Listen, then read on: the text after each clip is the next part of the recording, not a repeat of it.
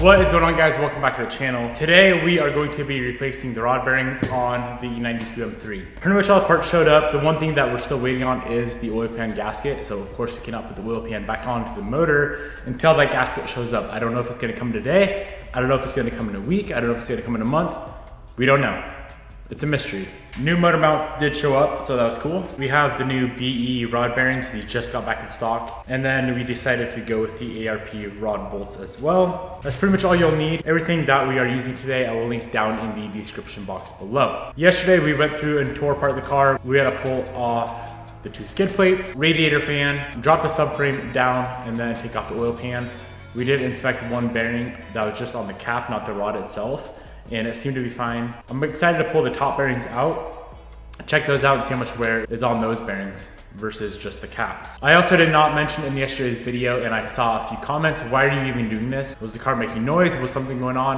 The car wasn't making any noise. There's nothing wrong with the car. The S65 is known to have rod bearing problems, so we're just doing this for preventative maintenance. I'd rather do it now, spend the $1,000-ish that we spent on parts, versus like 10 G's on a new motor when the bearings, if the bearings were to fail completely, it would take out the entire motor and we have to do a complete build and that'd be expensive. So preventative maintenance only is the only reason. I do think I want to completely drop the subframe. I'm not sure if we should just swing it down because as of right now, it's honestly in the way. It's really annoying. That right there is the oil pan, and trying to get to all the rod bolts and rod bearings with the subframe in the way is proving to be kind of annoying. It's definitely possible, but I think it'd be quicker and easier and cleaner if all that was gone and out of the way. So we really have two options. We can completely remove it, drop it out of the car. It's super light aluminum subframe. That'd be easy. Disconnect a few things on each side, pull off these hoses, or we can simply just disconnect stuff on one side and swing it down and just have it like droop over there. Either way, we're gonna do something. I don't like that. It's annoying.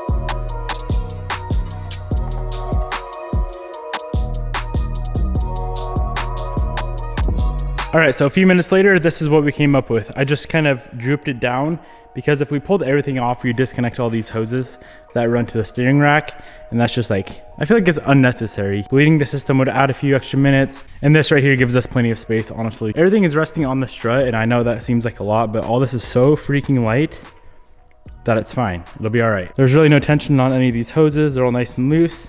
So we should be good there. I'm just gonna leave it dangling like that for now. And then when we finish up the rod bearing replacement, we can throw it all back together.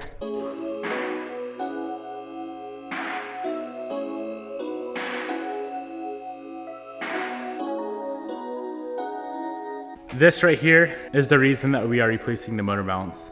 The one on the passenger side is fine. This one's completely shot, as you can see.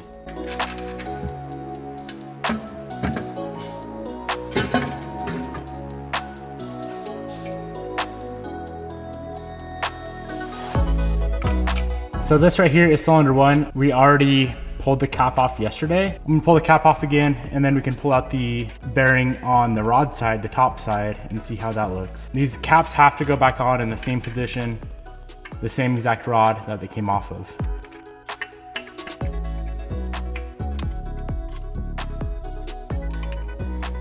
There we go, there's some wear. So the top bearings certainly have quite a bit more wear than the bottom bearings, which is what was to be expected. The new BE bearings are marked separately, so lower and upper. And a quick little tip for anyone who's gonna do this, the bearing tang goes to bearing tang on the rod. So you see that little indentation right there? That's where the bearing tang sits, and that is gonna line up with the bearing tang on the rod itself. That's how you know you got the rod cap on properly.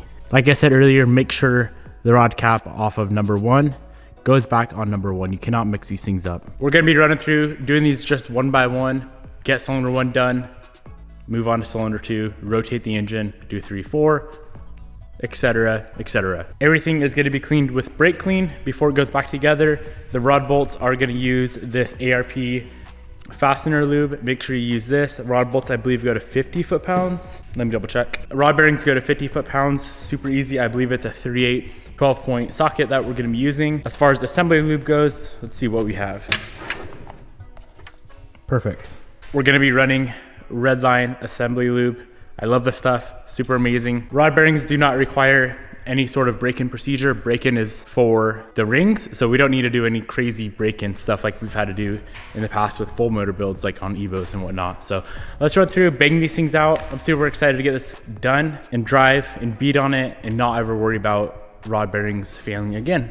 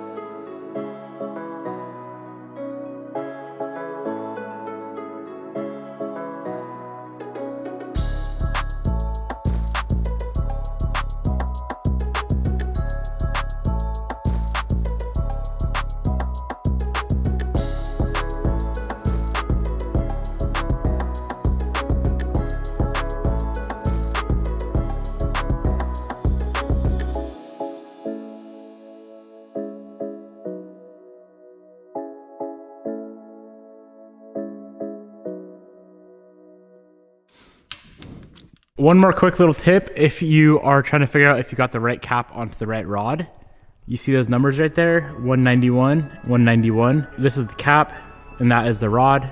Both numbers will be on the same side and the numbers will be the same. That's how you know it's all together properly.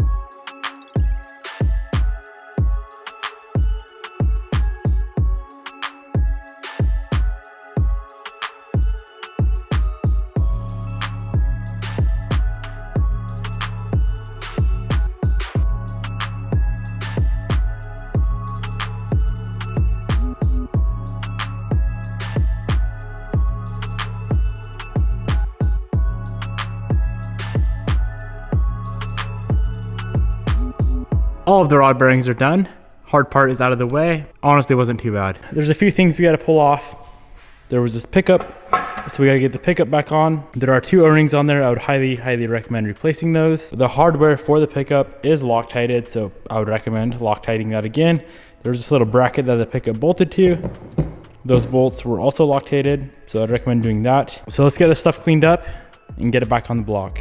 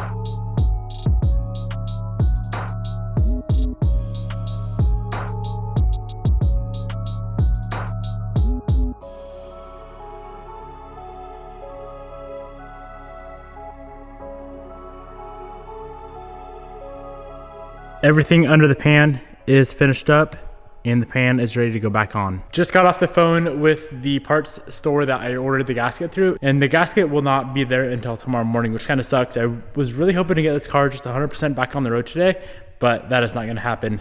Let me show you guys the bearings that we pulled out. I got them all cleaned up. They're pretty bad. I've definitely seen photos of worse. Super glad that we ended up doing this because I feel much better now. Cylinder 1 through cylinder 8.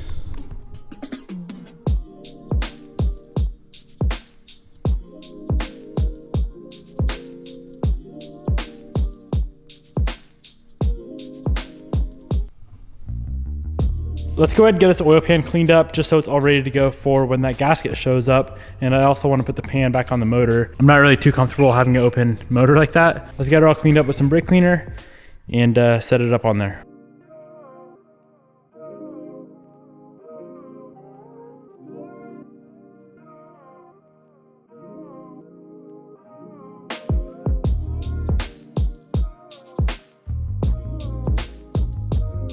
There's nothing else we can do until we get that gasket. Cannot put the subframe back in. Can't do anything else. Gonna wrap up today's video right here. I hope you guys enjoyed it. If you're gonna do rod bearings on your S65, I hope this video helps you out. I know it wasn't the most in-depth tutorial ever, but hope you guys enjoyed. Peace out. I'll see you tomorrow.